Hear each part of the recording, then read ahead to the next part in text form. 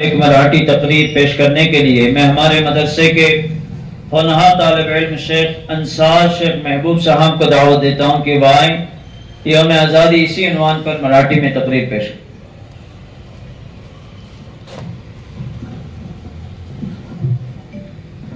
अस्सलामु अलैकुम वरहमतुल्लाहि वबरकातुहू।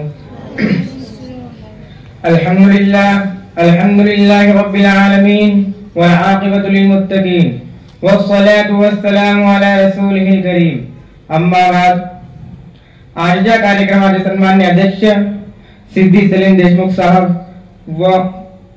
व सामान्यकराम आणि माझे मित्र बांधव, तब्बल 150 वर्षाच्या गुलामगिरीनंतर 15 ऑगस्ट 1947 ला भारताला स्वातंत्र्य मिळाला.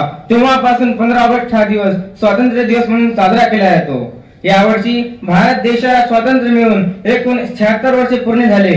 हा दिवस भारतातील प्रत्येक नागरिकासाठी आनंदाचा व अभिमानाचा दिवस मानला जातो. मित्रांनो, आपल्या देशाला स्वातंत्र्य मिळवण्यासाठी महात्मा गांधी, लोकमान्य टिळक, सुभाष चंद्र बोस, भगत सिंग, मौलाना अबुल कलाम आजाद, मौलाना रशीद अहमद गंगोई रहमतुल्लाहि अलैह व मौलाना रशीद अहमद गंगोई, मौलाना कासिम शाहवलीउल्लाह अलैह यांनी आपल्या प्राणाची आहुती दिली. त्या सर्व क्रांतिवीरांना माझे सलाम. जय हिंद, जय भारत.